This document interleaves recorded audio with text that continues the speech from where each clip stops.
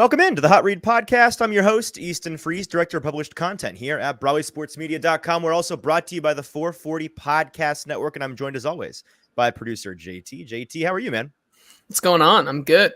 Got a pretty good show today. I'm super excited to start this AFC South Preview series that we're doing here, and super excited to get into it. Yeah, man, I'm pumped. So for those that aren't aware, we are coming down the final stretch of the deadest period of the year, the worst part of the year in NFL circles, at least. We're going to look into, do a little deep dive on each of the Titans AFC South competitors so that people can know what they're talking about, get kind of up to speed from the offseason that was on the Colts and the Jaguars and the Texans. And today we're starting with the historically Titans' biggest rival in the division. It's the Indianapolis Colts. And we've got a fantastic guest who I'll go ahead and bring on in. It's Zach Hicks. He's the lead analyst over at Colts on Fan Nation at Sports Illustrated and the co-host of Locked on Colts podcast. Zach, we're so excited to have you, man. How are you? Hey, I'm glad to be here. Love Titans fans and everybody with the Titans, obviously. You know, always good memories talking to Titans fans. And very civil. Yeah, very civil. I think 100%. you guys have the right level of craziness. You know, it's like it's like right around where it should be. Like sure, you never go too far, but you push that line quite a bit. You know, your fan base there. It's a very fun fan base. I love it. They're a fun time. I would say I feel like with fan bases, it's so insular. So folks are like, this is the worst fan base. I feel like most fan bases are all roughly the same. Yeah. Some maybe just more delusional than others. For me, like I can tolerate Colts fans a lot more than I can tolerate like Jaguars fans, for example. Yeah. There's a little bit of like little man syndrome, I think, with teams that don't find a lot of success and suddenly think that they're good. But today we're talking about a Colts team that in some ways kind of in a similar spot to the Titans in the sense that they're looking to be as competitive as possible. It's not a full, they're not tanking by any means, but they're in a kind of a transition period, right? And this year, the Colts are a team that many are maybe down on in terms of whether or not they'll be a playoff contender, or a team that is really all that difficult this year. But they're, for the first time in my opinion, in a couple of years now, the Colts do have a lot going for them at the quarterback position, at least. And of course, in today's NFL, that's the biggest thing. Like, it's, and maybe this has made you just pull your hair out the past couple of years. New quarterback every single year, retreads, old guys. Now you finally are just going with a guy you'd imagine they're going to give the full rookie contract to give him a chance, just see what you've got. Number 4 overall pick. It's funny, Zach, this is a Titans show.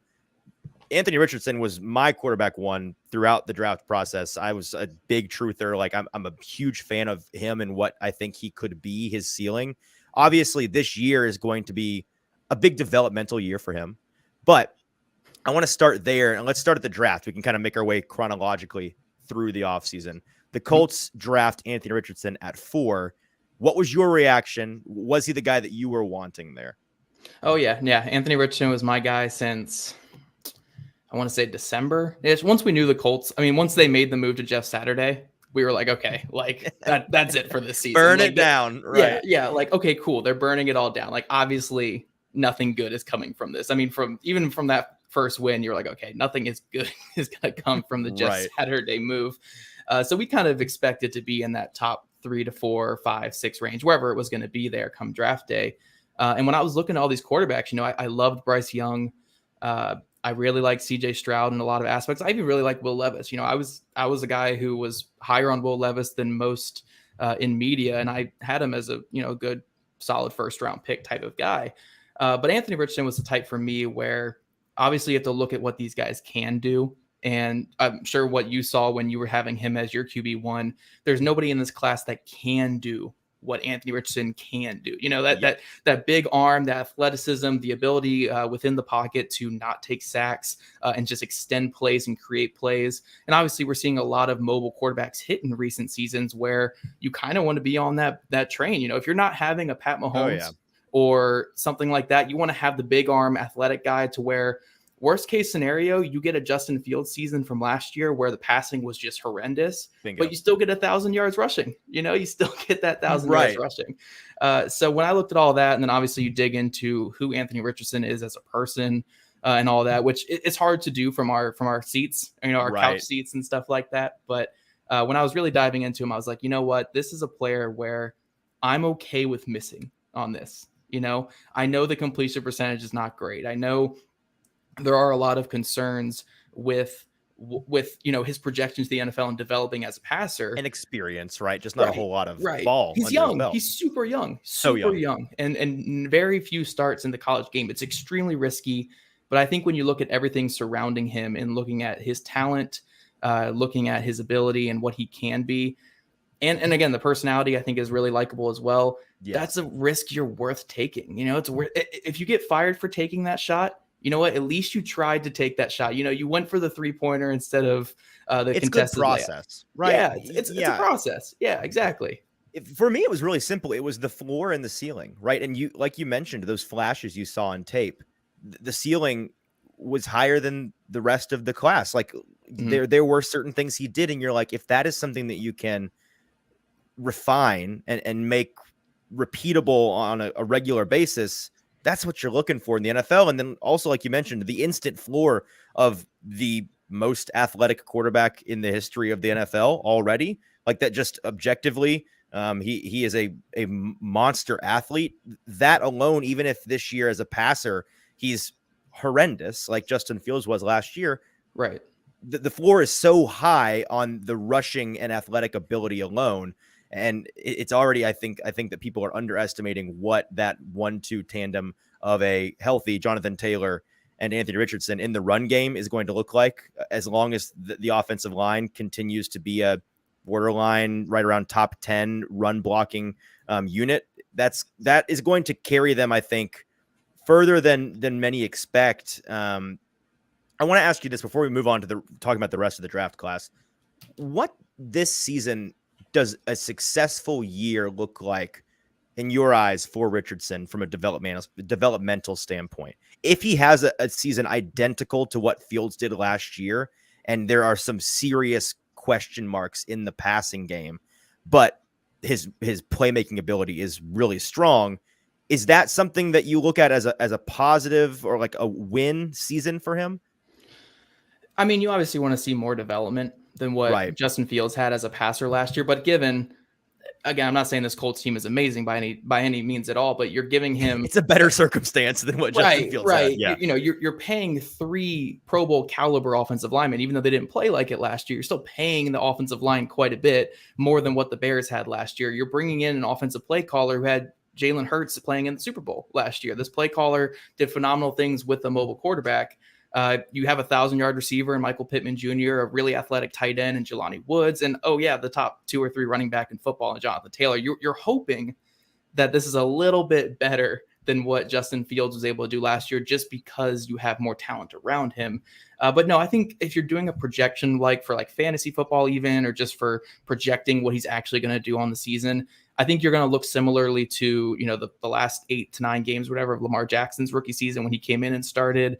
Look at Josh Allen's rookie season, where Josh Allen was like a 52% passer, but still in for around 600 yards or something like that, a really productive season where you could just see the flashes. But I think the most important thing is the player that Anthony Richardson is in week 1. I want to see him look much better in week 17. It doesn't have to be, again, all-pro Josh Allen, all-pro Pat Mahomes level. But if you can see from week 1 to week 17 that this passer is going from, he looks shell-shocked in week 1, 45% passer, fumbles twice, throws a pick or 2, something like that, to where in week 17, even if this team's a 4-win team, he's actually able to complete passes in rhythm. He's able to look comfortable in the offense, and maybe other things are falling apart around him, which that's perfectly fine. They're in a rebuild right now. I just want to see that improvement throughout the year. And I'm calling this entire season a success, even if they win 1 game. I just want to see him get better and better, because 2023 doesn't matter as much. It's more about 2024, 2025, 2026 now with the Colts. No, I completely agree. Looking at the rest of this draft class, it was one of those things, just sitting on my couch watching the draft. the Colts draft process is so similar to my taste. Like we were talking about this before we were recording. They continue to take guys the past 2 or 3 years in particular that were total my guys. And as somebody that covers the Titans, it's very funny because I have to sit here and like praise them. People are like, "Oh, you're a Colts fan." It's like, no, I liked the player. If you listen to me before the draft, I like these players, and the Colts just happened to take all of them. Like, you know, JT and I were sitting. We went to the combine this year. We're sitting there at Lucas Oil, and it's the wide receiver drills, and the first guy that catches our eye is Josh Downs. We fell in love with him from that point. We come home, we do all our tape study on him. We go through our top receivers in the class and all of those things. And he was one of the guys that I was really, really fond of. I thought where you got him was preposterous. The fact that he fell as far as he did, I expect him to be a noticeable impact immediately on this team. I think that along with the fact that he's a good player, he's also, in my opinion, a fantastic complementary fit in that wide receiver room to what you have in Alec Pierce, who I really liked, and Michael Pittman Jr., who I also really liked coming out. Both of those guys do things that are maybe more specialized, and what Downs is going to bring, in my opinion, to the slot as just a versatile, capable player immediately. You got to be pretty excited about that, right? Well, yeah, he's the first quick win wide receiver they've had since T.Y. Hilton back in 2018. You know, and when I say quick win wide receiver, you know, if you look at the Philadelphia Eagles offense last year under Shane Steichen, when they needed that 3rd and 4 conversion, when they need a 3rd and 3, 3rd and 5, 3rd and 6, they're not going to run the ball. They're gonna isolate Devonta Smith either in the slot in those empty sets, you know, that third inside guy on the strong side or weak 2 side, or you're going to have him backside on a 3-by-1. And you're going to have him run that quick slant. You're going to have him run a whip route. You're going to have him just create that quick separation. And for how much I love Michael Pittman Jr. and how much I love Alec Pierce, they're not true separators. They're not guys who are going to win off the line of scrimmage. You know, Michael Pittman Jr. might be able to beat you with some power off the line. And once Pierce cleans up his footwork, he might be good on those quick slants with his stronger upper body and stuff like that. But when you're looking at a player like Josh Downs, he can actually create that separation, which is huge when you have a quarterback like Anthony Richardson, where, you know, even if the accuracy improves, you still need to get that placement where it needs to go. You know, the placement, that the difference between a 3-yard gain and a 10-yard gain is the ball being where it needs to be on that route, not where the receiver can just make a catch, but where he can actually do something after the catch. So having a player like Downs where that window of that mistake window basically is so much bigger. Like it closes the mistake window and opens up the ability to create some positive things. That's what a player like Josh Downs does. And getting him for your, you know, early on erratic passing quarterback is going to be really good. Looking elsewhere in the draft, a pair of cornerbacks who are going to see more action than I think folks expected them to this year. After the suspension by the league and then release by the Colts of Isaiah Rodgers, which I want to ask you about that. First of all, obviously not surprising that the league suspends him for, I guess, indefinitely for at least 1 year, right? The Colts then cutting him, that has to be indicative of their suspicion, or maybe they just know internally he may never play again, or it may be a long, long time, because he really is a talented player. Like, this season, he was poised to make himself a lot of money. That's a real bummer for him. And, you know, actions have consequences. But why did they cut him if not for the fact that they know he's just not going to be available for beyond just this season? Yeah, you know, there's a lot of things that probably went into that we don't really, we're not really too privy to, and I don't want to speculate too much. But one way I would kind of speculate without, I don't want to say too much here, but if he didn't disclose to the team early on or was continue lying to the team, if they were asking about something like that, that could just break that line of trust between the player and the team. Again, I'm not saying he did that, but that would be one reason. But the other reason is, like you said, it's an indefinite suspension. It's not even for sure just 1 year. It's an indefinite suspension. And from what we heard, that he was betting on Colts games too, which that's a huge no-no for the league. And we know the league likes to blackball some players. You know, they have their couple guys, you know, for whatever reason, you know, if there's domestic abuse and stuff, you can come back in the league and do all these other things. But the league wants to blackball you. they will, and it doesn't mean that you have to be like this top tier player or this low level player or anything like that. But basically, they will collude against certain things like that. So if it's a player who did bet on his team's games, and if you bet on his team to lose, which, I mean, if he wanted to win money last year, he would have bet on the Colts to lose. I don't know why he would have bet on them winning. Yeah. They should have never suspended if he bet on the Colts winning, because he didn't win any money from this. It's true. There's no way. But no, if he was betting on, win projection for the Colts or something like that, I just can't imagine him coming back. I really hope he does. He made a horrible decision, horrible mistake. I've talked to him many times over the years. He's a really good guy, does a lot of community work and a lot of really good things. But like you said, actions have consequences. And a guy who was about to make a ton of money, he was about to double his total career earnings just this season. Right. And then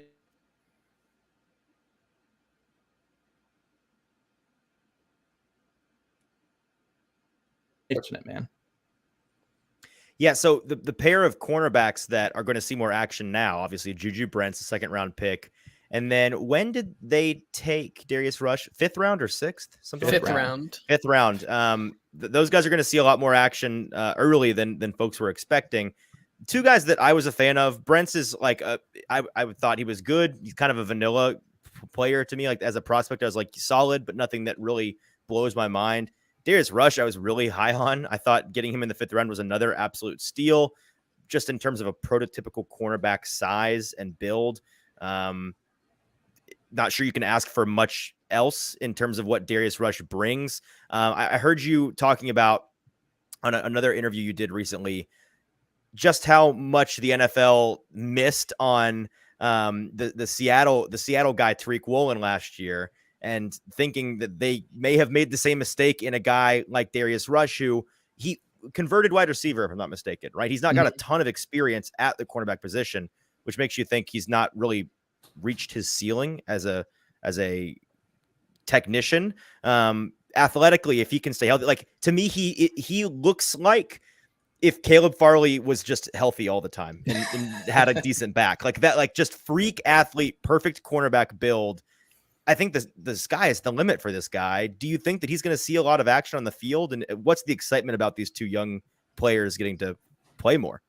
Yeah, I will say with Juju Brents, I mean, the projection was that he was going to play quite a bit this season. Obviously, they take him in the 2nd round. Right. You're like Dr. Lipschitz here is saying, if I said that right. I hope I said that right. He's been in our comments forever, and I still make it up. I have no idea. Yeah. Whatever. He's saying 6'4" with a 7-foot wingspan, and then you factor in the 40-inch vertical, the elite agilities and stuff like that. It's obviously taking a shot on a mold that continually misses in the NFL. Again, the Kella Witherspoon types and the Isaiah Oliver and stuff like that. Those guys haven't really worked, but personally, I'm a big fan of long, big athletic corners, and you know what? Just keep taking those shots on them. I don't care if they all fail. Like I think one of them's got to hit, and when they do, it's going to be really good. And I think Brents has a lot of the ability that you're looking for. So I love that pick in the 2nd round, but then Darius Rush being there in round 5. Like you said, on the other podcast, I was talking about it, where it's like, the NFL is really weird about these former wide receiver converts. They're really weird about them. They just let them fall a lot. And Darius Rush wasn't even like a Tariq Woolen, where I think Tariq Woolen only played corner for 1 season. Darius Rush was a corner, I think, for his last 2.5 to 3 years. At least 2 years, yeah. And before that, he was a starter on gunner on the punt team. You look at the film, and obviously, technically, it's not perfect, but you're looking, again, at a 6'2", 6'3" corner that can tackle a little bit. He can turn and run with wide receivers. He can get physical. The technique's not terrible. Like it's not like you're looking at this and being like, oh, he has no clue what he's doing. Like, I was shocked that he fell that far. I actually had him neck and neck with Brents in my pre-draft rankings. I had them both as 2nd round guys. So did I. Yeah, no, I thought they were both day 2 guys for sure. Yeah, so I was shocked when Rush was still there. And then when they took him, I was like, okay, cool. At worst, you're getting an elite gunner. At best, you're getting a starting corner. But now it's looking like, it could be a starting corner in year 1 because of the Isaiah Rodgers stuff, which I have heard really great things about him so far in camp. The Colts, they had their rookie mini camp a couple weeks ago, and they were talking about, basically from what I heard, is that he was like the star of it all. He looked like the best rookie there among the defenders. And then that carried over into OTAs before he got a little dinged up and had to sit out. But yeah, he looks like he's the front runner to be the starter this year, which, you know what, when you're going to have a bad season anyway, just get those young kids some playing time. You know, That's throw them in the point, fire, right? let them This play. is the perfect season to have to. I think that it truly may end up being a blessing in disguise to get these guys just get their sea legs about them, kind of figure out the NFL, and if they're ready to go as plus starters in year 2 of the Anthony Richardson era, that's kind of all you could ask for. Obviously, you'd prefer to have a known quantity in Isaiah Rodgers around, but I think that there is some silver lining there. We're gonna continue talking about the Colts, but if anybody listening has any questions for Zach, make sure to go over to Broadway Sports Media's YouTube page. You'll find this live stream, and in the comment section of that video, you can send comments, and I'm sure Zach would be happy to try to answer any and all Colts questions you have. The only other guy in this draft that I want to talk about specifically is, of course, Jake Witt. No, I'm kidding.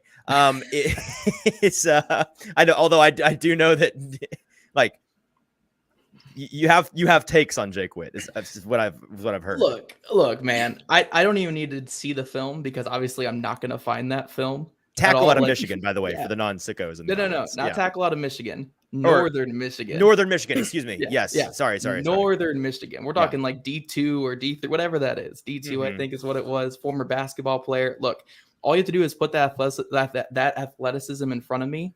And I'm like, all right, cool. Let's take that shot in rounds. It's round 7. That's what the Colts said. That's what they said. Athleticism, we will take. Big guy, strong guy. Oh yeah. If your RAS is under 9.5, the Colts are like, like definitely really the case for Blake Freeland then, right?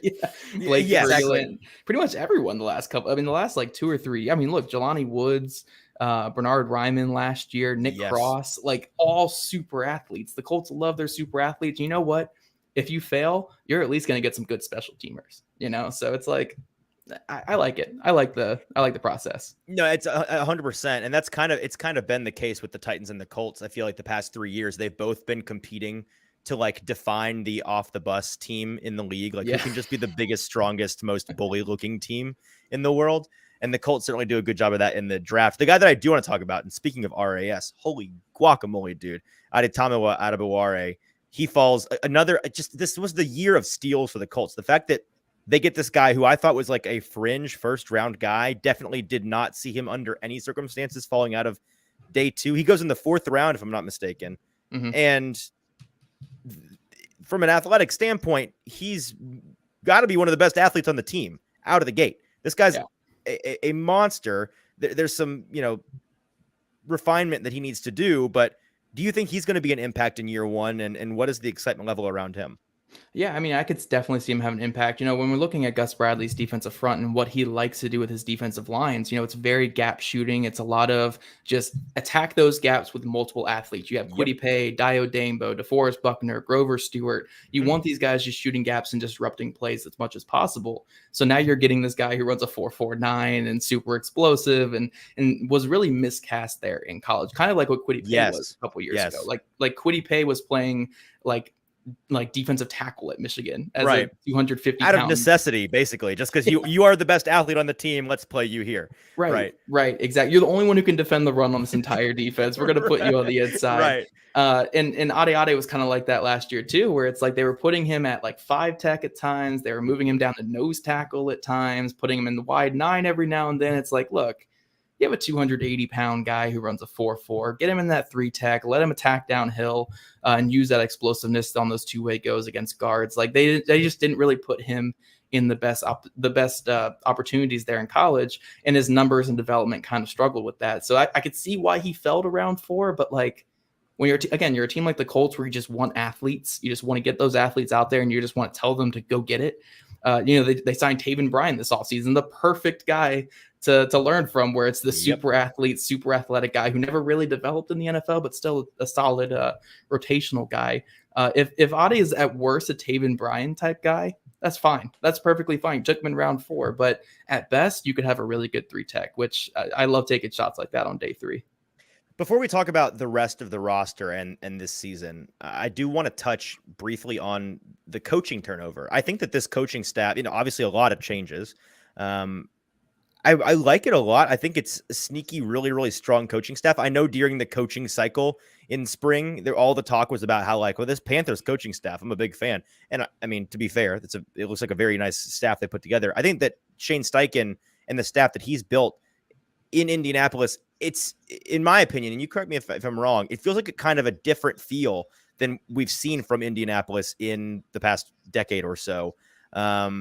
He's got, bringing in guys like Jim Bob Cooter from in the division, elite name, obviously, shockingly young. I think I always just profiled him based on his name as like some 50, 60-year-old guy. I found out he's like 39 or something the other day, and that blew my mind out of my skull. He's his pass concepts. I think that the Jaguars are going to regret having him designing pass concepts for the Colts and not for the Jaguars this year is what I'll say about that. But what are your thoughts on the hiring of Shane Steichen, obviously offensive coordinator from Philadelphia? I think a very safe, very forward-thinking, modern hire. I don't see any way that you can really think that that's a bad move. I didn't see anybody critique that, especially now that they have Anthony Richardson in the building. Who better to try to mold him into an NFL quarterback than the guy that we just saw mold Jalen Hurts into an NFL quarterback? What are your thoughts on him and his staff? Yeah, I love the staff. And I will preface this by saying, I said that Anthony Richardson was my guy since December, who I wanted Anthony Richardson to be the Colts quarterback. Well, when they made the move to Jeff Saturday, I was like, okay, I want Shane Steichen to be our head coach. Like, that's my guy, because again, when you're looking at the modern era of football that we're in right now, it is those two-way passers, those passers that can take these defenses that are playing everything's so tight because they have uber athletes on defense right now. Like every team does. And they're sitting back in those Fangio quarters coverages, and they're making you have to be precise and attack down low. Now, having an athletic quarterback like a Jalen Hurts, you're able to just spread those defenses out and attack them in multiple ways underneath and kind of open up the deep ball game yet again. So you're looking again, Anthony Richardson fits that new mold, but which coach fits that new mold as well? That's Shane Steichen. So I love when they went out and got Shane Steichen, especially after a whole offseason of like, oh, they're going to hire Jeff Saturday. They're going to hire every week. They're going to hire final Jeff round, Saturday. baby. Jeff Saturday's in the mix. Yeah, Jeff. Who was your source on that? Oh, Jeff Saturday. Okay, Jeff. cool. Yeah, 100%. Jeff was everybody's source on all that, which was that's a whole. We could do a whole show on that. That was insane.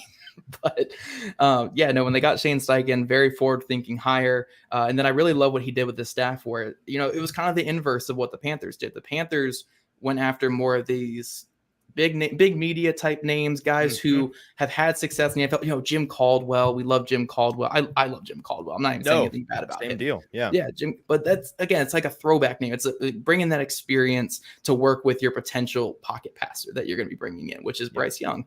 The Colts, they kind of built everything for a mobile passer, which we could have said from day one, like, oh yeah, it's going to be Anthony Richardson, because they bring in Cam Turner, who worked, who's obviously has a relationship with Norv Turner as his nephew, and worked with what's his face over there in Arizona, Cliff Kingsbury. So so worked with a mobile quarterback. You bring in two guys from the Giants staff who work with Daniel Jones and his rushing breakout season. You're bringing over Jim Bob Cooter, who worked with the Eagles in 2020 with Shane Steichen. So you bring in all these young, eager, energetic guys who are ready to work with this new era of football. And then you give them that new era of football quarterback. It's like they were building everything for Anthony Richardson. So the hiring of Shane Steichen, all these guys are bringing in around him, all these hungry young guys. I think it just fits what this team needs right now. And it's kind of just that stark difference from what we got with Frank Reich, where it was kind of, like Frank Reich. I love Frank Reich. His personality, though, was kind of more of that, keep it calm at all times, the pastor buddy, like, and stuff like that, where sometimes you just need the energetic, young guys in there. Bring some juice. Right. Yeah. And I think the staff brings juice. It brings innovation. It brings a new era of football to Indy. And also brings, again, more tempered expectations, which are a little easier to steadily grow, rather than we need you to make the playoffs or be a fringe playoff team every year, so we're going to keep giving you some old guys. Right. We've covered the new additions, so let's talk about the rest of this roster. Let's start from a 10,000-foot perspective on this season for this team. On this show, we like to talk about ranges of outcomes. This time of year, it's a lot of scheduled predictions. This will happen. This won't happen. This team can be a playoff team. This team cannot make it to very black and white, which I think is really silly. And so we like to talk about things on a sliding scale, best case scenarios, worst case scenarios. So in terms of the range of outcomes for this Colts team this year, what do you think best and worst case scenarios are? And then kind of narrowing that down to what you were expecting, maybe the the median most likely scenario for this team is in 2023. Yeah. So, I mean, worst case scenario, or I don't, do you even say worst case scenario? Because if they get the number 1 overall pick, then they're getting Marvin Harrison. They're getting Marvin Harrison Jr. in a 1-year vacuum. But Yeah. for the Colts, I mean, that feels kind of like destiny a little bit. To just bring Marvin Harrison in would be, I'm sure the city of Indianapolis would have no qualms with that. Right. Can we be upset if they get the first overall pick? They move back like 2 spots, so quarterbacks, so people can come up for those quarterbacks. You get a ton of picks like the Bears did, but then you get Marvin Harrison Jr. feeling great. So you could argue worst case is actually they win like 7 games, but Richardson looks really bad. Right. Exactly. Yeah. Quentin Nelson carries them to all those games on those fullback runs on the goal line. That's what what we're looking at there.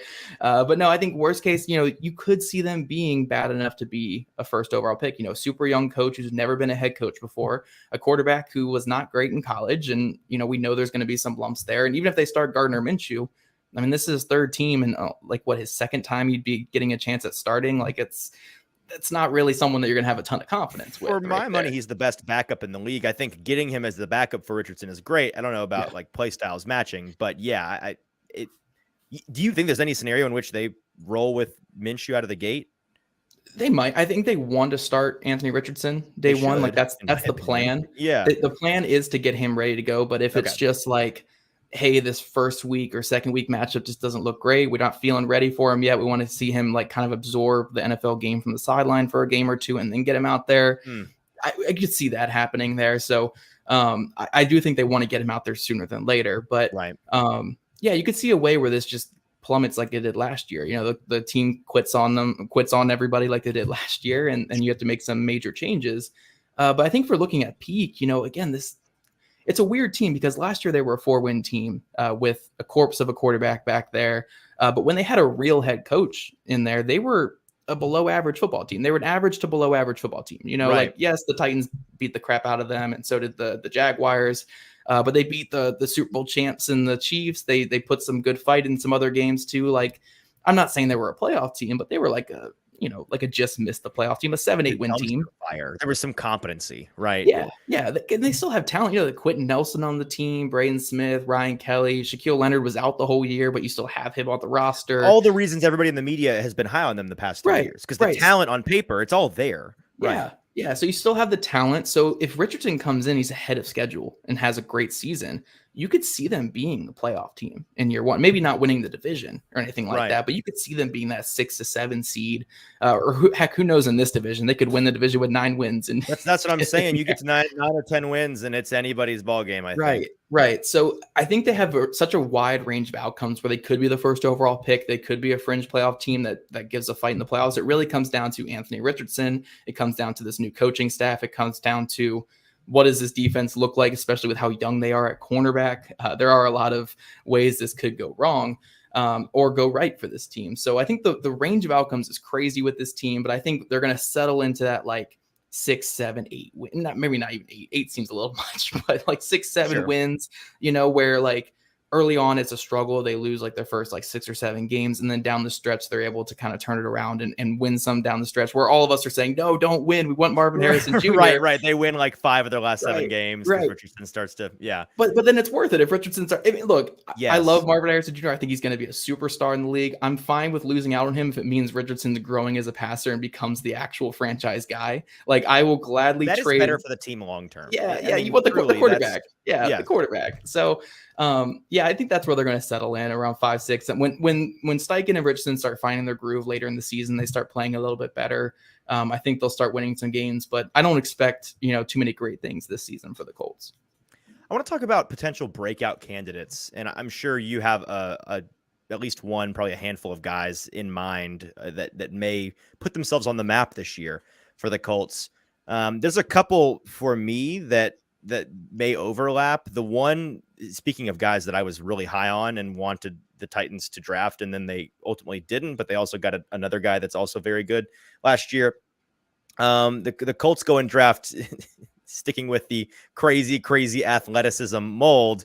They go and they add, I'm totally blanking on his name now. The tight end, Johnny Woods. Johnny Woods. Yeah, no, I got Chig's name stuck in my head, and I'm like, what's the other guy? Johnny Woods. They add, who is a monster athlete. He's somebody that I think that the Chig hype train has finally left the station. Like, people are talking about Chigakonkwo in the AFC South as one of the top. It's like Chig and Evan Ingram. Let's talk about those guys.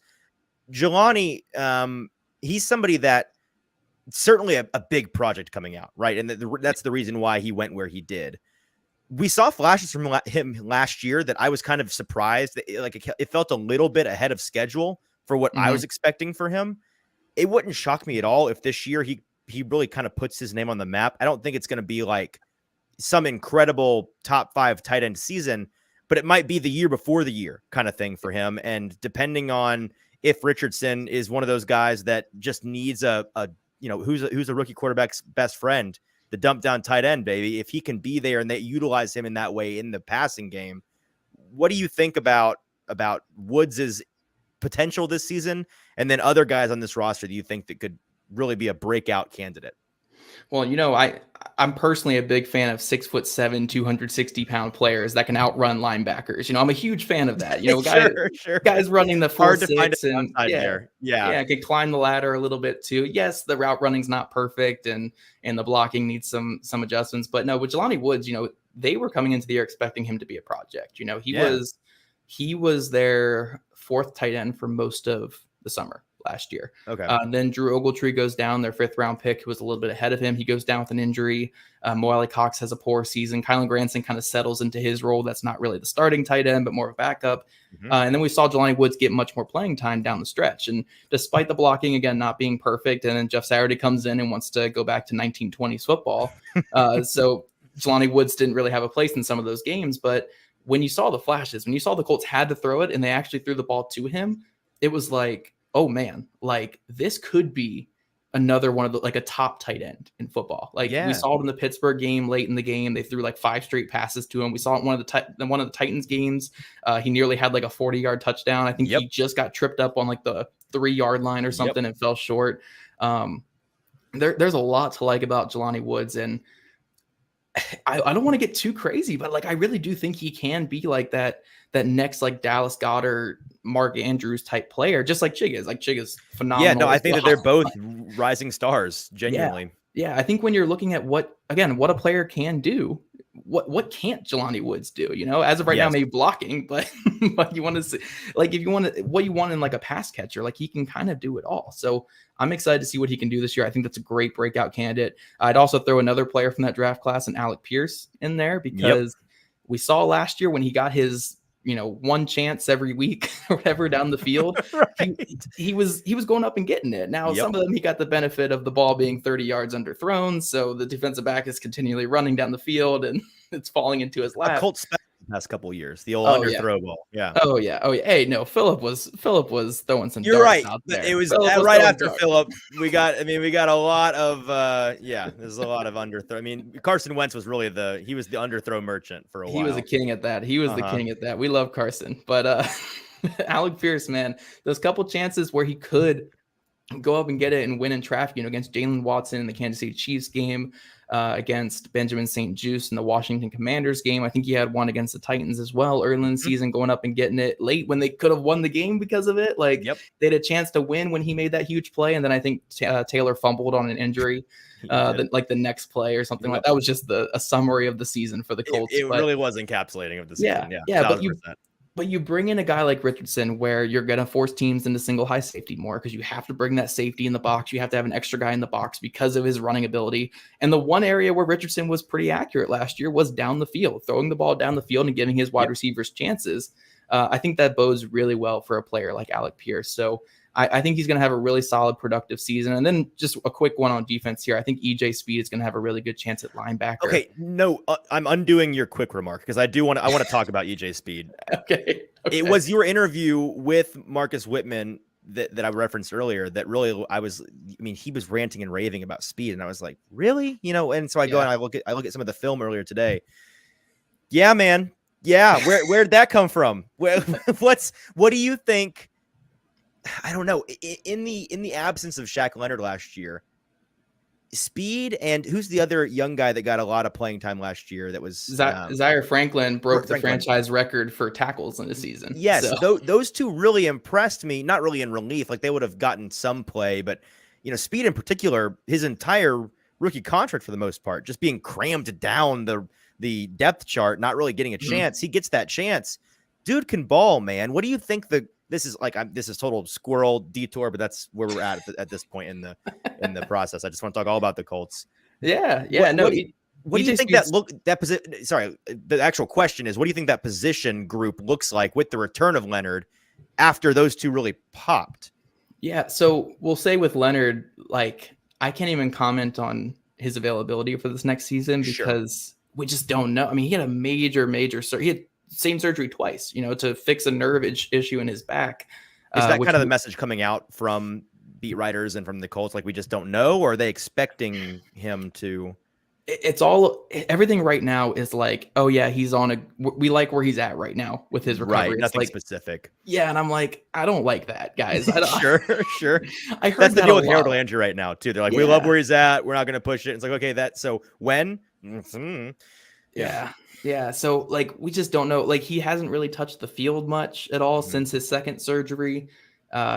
And the first surgery, again, it didn't go well, which led to the setback in the second surgery. So it's really hard to project any of that and where he's going to be, when it comes to playing football ever again, even. Like, I don't feel comfortable even projecting any of that because it's such a major injury and major surgery.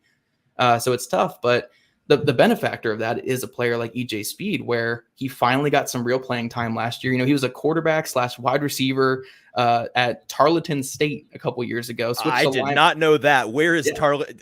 Do you have any idea where Tarleton State is? I want to say it's Alabama or Louisiana. Louisiana. One FCS? of 50 states. Or no, it doesn't matter. D2. I'd believe you. I have no idea. Never heard of that place. D2 down in the South somewhere. Okay. He played linebacker his final season. The funniest story about that is when he got drafted by the Colts, NFL Network had no clue what position he played, so they put him at quarterback. And we were like, we took a Tarleton State quarterback. Tarleton State. We were like, and then they changed it to wide receiver. And we were like, we took a wide receiver from Tarleton State. And they put his weight at like 230 or something. We were like, what is this? That's so funny. That's amazing. But no, he comes into camp. I mean, he is the skinniest waist on the team. And like, he just, he was a special teamer. He was a special teamer early on. And it was like, we're going to see what he can do. And even last year, they put him in a lot of situations where it's like, we're not really trusting you too much in coverage yet. Like, we have Bobby Okereke, who's a really good coverage linebacker. We really like him in coverage. We're not going to force the issue with EJ in coverage yet, but we're going to get him out there in those auto rolls, the Sam roll basically, and let him attack downhill. And oh my God, when they let him attack downhill, it was so fast, so explosive, so powerful. And by almost every standard, he was one of the best run defending linebackers in the league, alongside Zaire Franklin, who was another phenomenal one in run defense as well.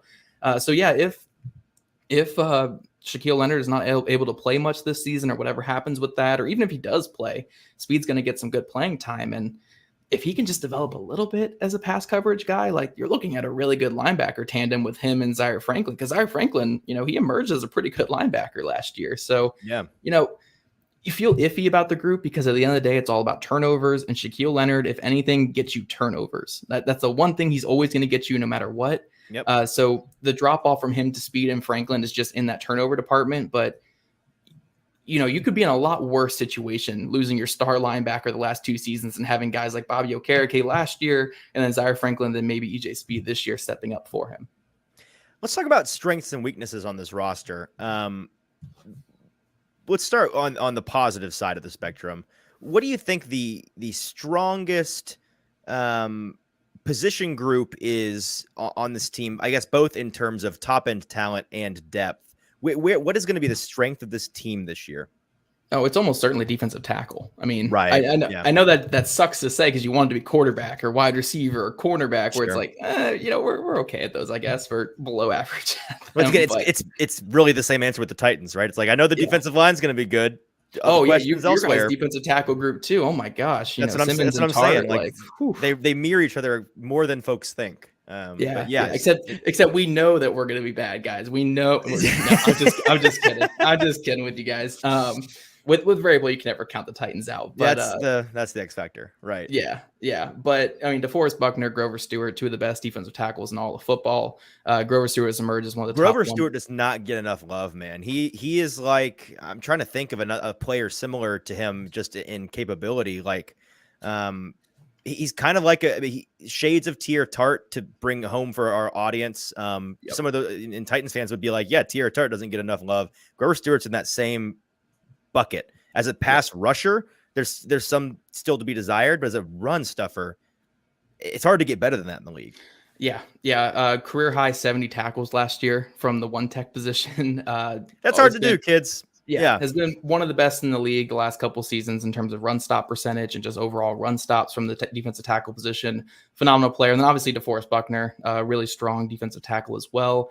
But I think outside defensive tackle, again, we're going to go back to old school football. I think running back room is pretty good. You have Jonathan Taylor, but behind him, Zach Moss came in last year, ran for over 300 yards in the last 3 games, probably won some fantasy football championships for some people out there. If anybody was in deep fantasy playoffs with Zach Moss on their roster, I have so many questions. But I know what you're saying. Someone gets hurt or, Sure, you better have picked that guy up. If he was on your roster all year, I don't know how you got there, dude. If you were somehow playing fantasy in week 17 where he had like 2 rushing touchdowns against the Texans, then there you go. You deserve that win right there. Yeah, 100%. Yeah. On the other side of the coin, what is the flashing red light on the dashboard of this roster, either on offensive or defensive or both sides of the ball? Like what are the position groups that you think they still really either need to address soon or are going to look to address maybe before 2024?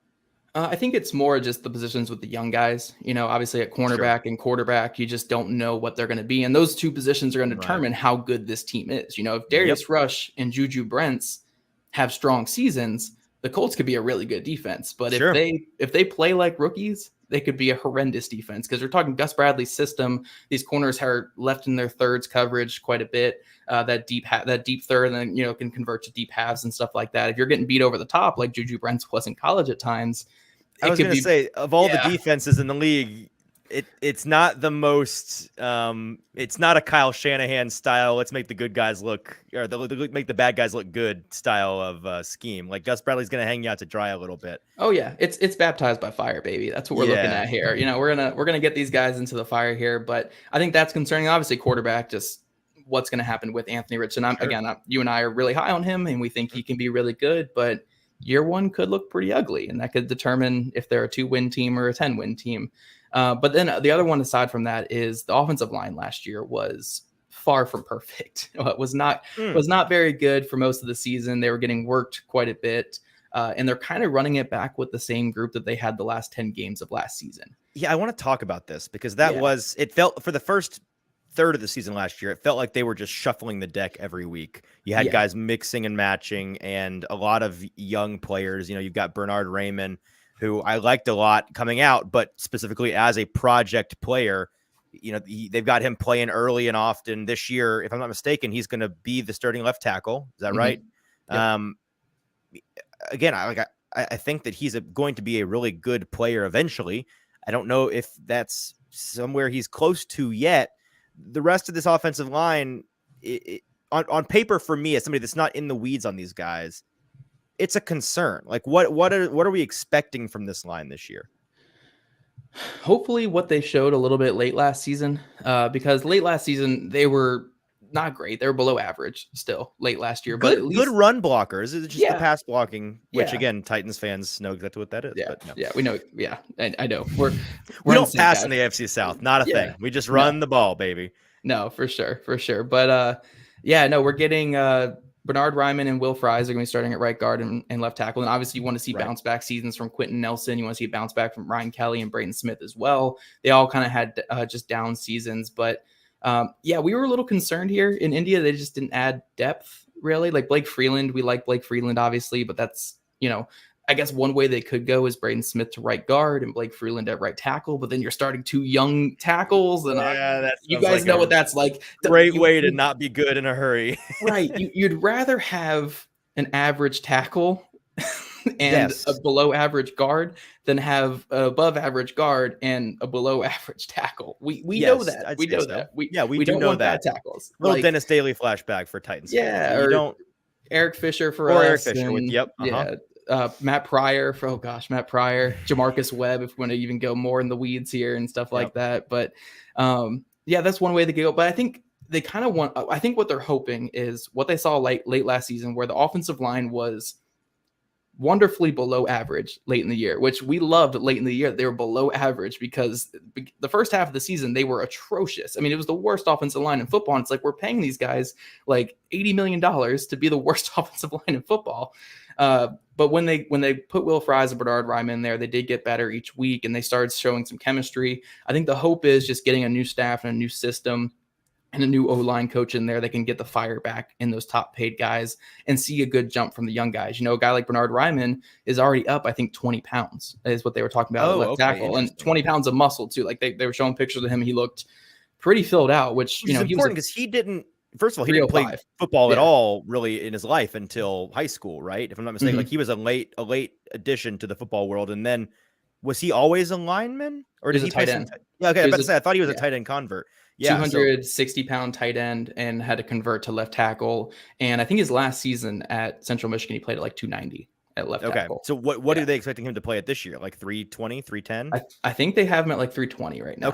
Whatever is what they were kind of saying. He added like 15 to 20 pounds of muscle. So that's big. We're excited there. Will Fries, I think there were a lot of good things in moments, but you know, if he can just be below average, if that's your one poor player on the offensive line, you can live with that at being at right guard. We had it with Mark Lewinsky and stuff like that before. So, you know, I don't think it's the end of the world that they're rolling back that offensive line. It's just, I wish there were more competition. You know, I wish there were just another veteran or two in there just to be like, all right, like let's just feel more comfortable if one of these guys isn't it, you know, for this next season. Fail-safes, right? Yeah, which they didn't have last year. Their fail-safes were Raimann and Fries, who were young guys who weren't ready, and they kind of had to work through their growing pains from week 8 when they became starters up until the last 4 weeks when they actually looked like starting offensive linemen.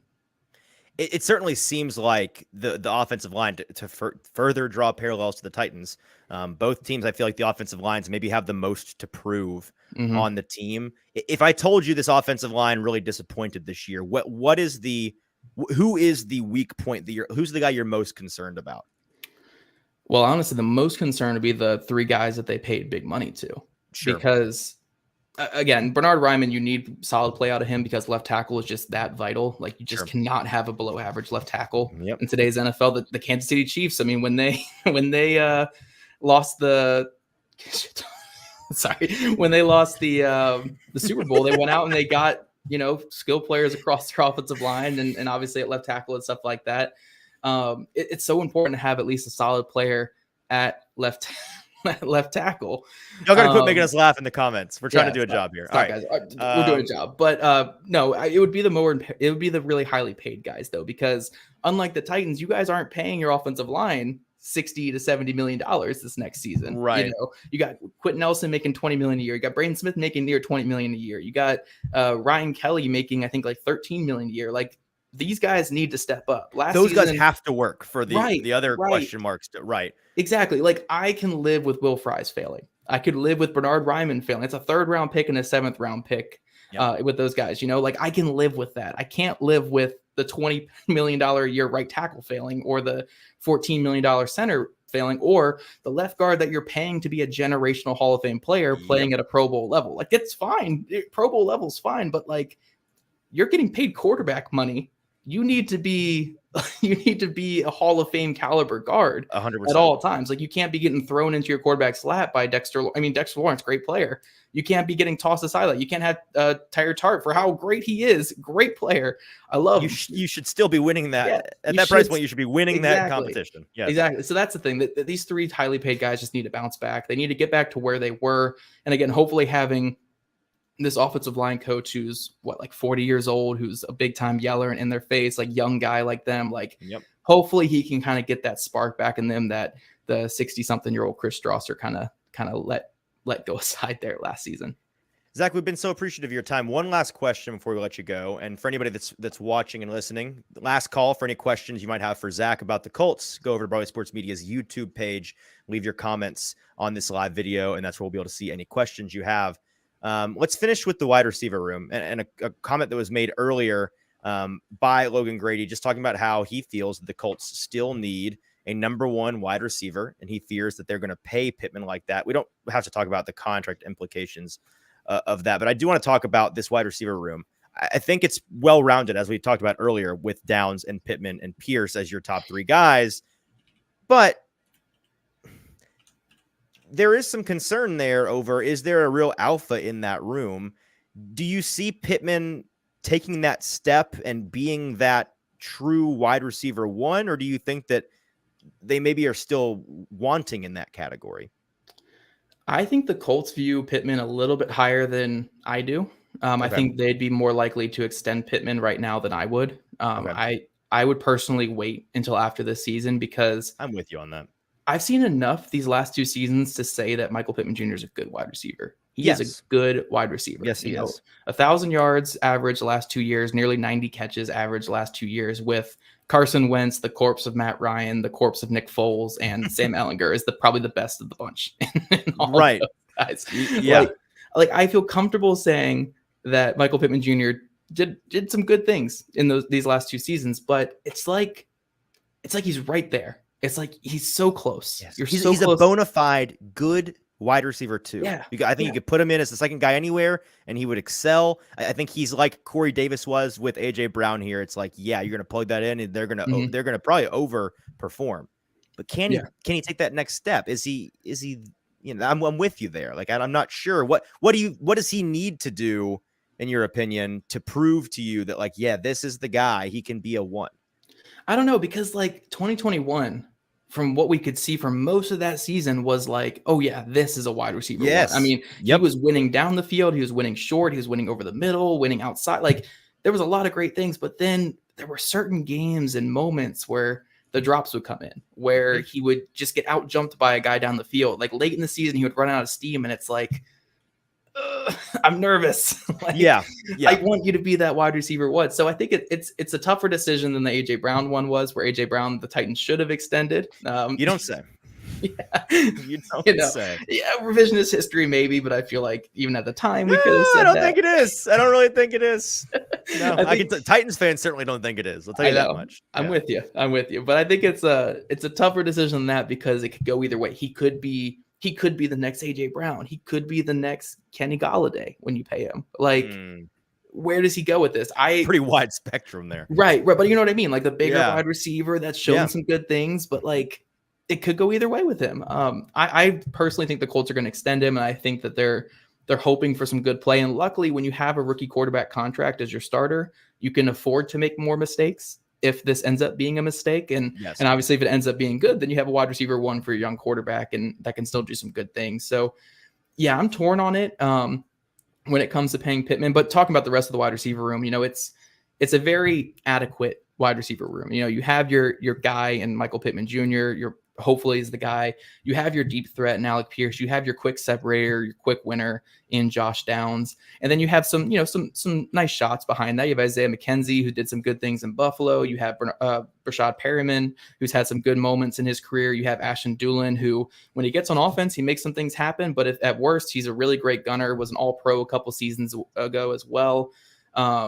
So yeah, I think it's a solid wide receiver room. You obviously want someone to emerge, and you want it to creep up into that top 10 range by the end of the year. But if it ends up being what it is right now, where it's just an adequate wide receiver room, that's doable. You can live with it. But you need your star running back to. About to say, yeah, you need to get explosive plays.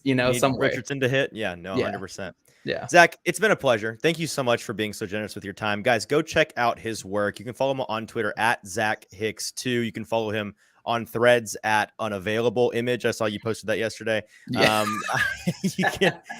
You can check out his work over as the lead analyst at Colts on Fan Nation, the Sports Illustrated site. And then he's the co-host of the Locked on Colts podcast. Zach, what in particular are you working on right now? Is there anything you want to plug? Oh man, I'm working on some sleep. I'm working on, just with you there. Yep. Trying to figure out some content for this off season and stuff. We're trying to do some fun things over at Locked on Colts. We're still doing that 3 times a week right now in the off season. So trying our best to figure out some things to do, but you guys follow over there. When it comes to written stuff, just trying to find some things that you guys will actually read. Again, sure. The toughest time of year. Yep. But some fun film stuff, obviously, and all that. And Logan here is saying in the comment section that I look like Dak Prescott. I think that's what I've heard. Yeah, I think it's the stubble, because I don't know if you're aware. Dak Prescott he's African American and Zach Hicks is not. So that's a minor difference, I'm afraid. But the rest, I can see the resemblance. I think I'm not sure if you heard. That's a compliment, I think. He's a handsome looking guy. So he's very attractive. Like Logan, like thanks, buddy. Like that's a very attractive dude. Like it's comparing me to Dak Prescott. That's awesome. Like, so I mean, especially the shaved head and I see it. It's the yeah. I'm racist for pointing out that they are in fact different races. All right. Well, ending on that very weird note, Zach, thanks for your time, man. Appreciate it. We'll have you on the show another time, maybe. Oh yeah, awesome. For sure, definitely. Fantastic. Appreciate you. Appreciate everybody listening. Thanks so much. We'll be back first thing Monday morning talking about who knows what. Like Zach said, it's the offseason. We kind of make it up as we go. Until then, for producer JT and for our special guest, Zach Hicks, I'm your host, Easton Freeze. This has been the Hot Read Podcast. We'll talk to you next week.